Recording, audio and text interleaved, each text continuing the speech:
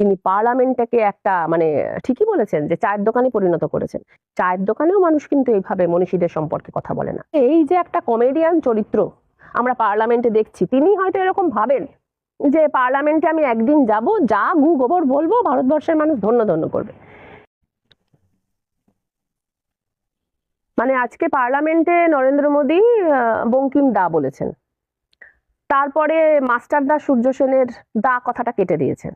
তো ব্যাপারটা এরকম যে বাংলায় নির্বাচন আসছে, তাকে শুভেন্দুবাবু নিশ্চয়ই এরকম বলেছে যে বাঙালিদের মন পেতে গেলে বাঙালিদের নামের পরে, পুরুষদের নামের পরে দা বা দাদা বলতে হবে। তো তিনি তো আর বঙ্কিমচন্দ্র নিজে কিছু পড়েননি, তিনি বঙ্কিমচন্দ্রের কোনো উপন্যাস পড়েননি, বঙ্কিমচন্দ্র কৃষ্ণ সম্পর্কে কি বলেছেন তা তিনি জানেন না। তো তিনি তাই জন্য ওই ফর্মুলা ব্যবহার করে বঙ্কিম দা বললেন। এবারে পার্লামেন্টে যারা বাঙালি আছেন, সম্ভবত সৌগত বাবু, তিনি বললেন যে না বাপু তুমি অন্তত বঙ্কিমকে দা বলো না, একটা বাবু অন্তত যোগ করো। তো এবার তিনি ভাবলেন যে এটা তো একটা ফাউল প্লে হয়ে গেল। আচ্ছা, এরপরে তো তিনি মুখস্থ করে গেছেন মাস্টারদা সূর্য সেনের নাম, তাহলে এবার তো সেখানে দা আছে, তো তিনি ফর্মুলা লাগালেন যে ঠিক আছে, আমি আগের বার দা বলাতে সৌগতবাবু এরকম আটকালেন, এবারে আর দা বলবো না, এবারে আমি শুধু মাস্টার বলবো।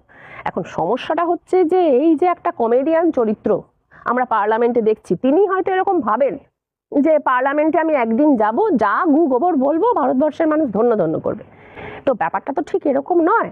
আমরা এটুকু জানি যে নরেন্দ্র মোদীদের ভারতবর্ষের স্বাধীনতা সংগ্রামী সম্পর্কে বিন্দুমাত্র কোনো ধারণা নেই।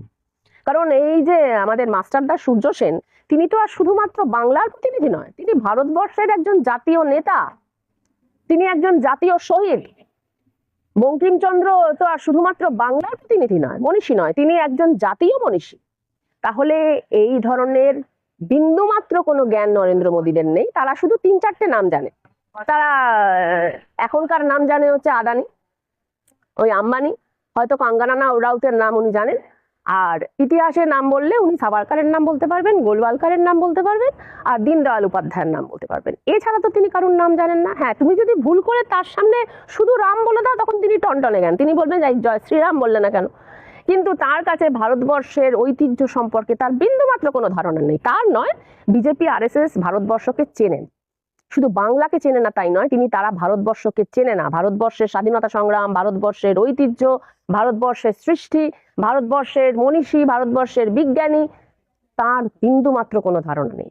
তিনি পার্লামেন্টটাকে একটা ঠিকই বলেছেন যে চায়ের দোকানে পরিণত করেছেন। চায়ের দোকানেও মানুষ কিন্তু এইভাবে মনীষীদের সম্পর্কে কথা বলে না। তাহলে কথাটা হচ্ছে এরকম যে তারা একসময় চেষ্টা করেছিলেন যে রবীন্দ্রনাথ বনাম বঙ্কিমচন্দ্র যদি করা যায়, সেটা করে যদি একটা পশ্চিমবাংলার মধ্যে মনীষীদের মধ্যে রবীন্দ্রনাথ হচ্ছে তৃণমূলের লোক আর তাহলে বঙ্কিমচন্দ্র বিজেপির লোক হবে, এরকম একটা যদি পরিবেশ তারা সৃষ্টি করতে পারে। কিন্তু করতে গেলেও তো বাপু একটু জ্ঞান গম্ভীর লাগবে। এরকম একেবারেই নির্ভেজাল মূর্খ, তারা এরকম ধরনের বিভাজনটা করবে কি করে? তোমরা ধর্ম করছো, করো, তা দিয়ে মানুষের মধ্যে বিভাজন করছো, করো। হ্যাঁ, তোমরা এই মানুষকে খুন করো রে, ওই ওখানে গরুর মাথাকে ফেলে দিয়েছে তাকে মারো রে, ওই নির্বাচন তালিকা থেকে 10টা লোকের নাম বাদ দাও রে, এইসবে তোমরা দক্ষ আমরা জানি। দাঙ্গা হাঙ্গামা খুন খারাপি এগুলোতে তোমরা দক্ষ, মিথ্যা কথা বলায় দক্ষ। তোমরা এই সমস্ত বঙ্কিমচন্দ্র মাস্টারদা রবীন্দ্রনাথের মধ্যে ঢুকছো কেন? এগুলো তোমাদের একেবারেই তোমাদের আওতার মধ্যে পড়ে না। যত বলবে তত তোমরা লাজে গোবরে হবে।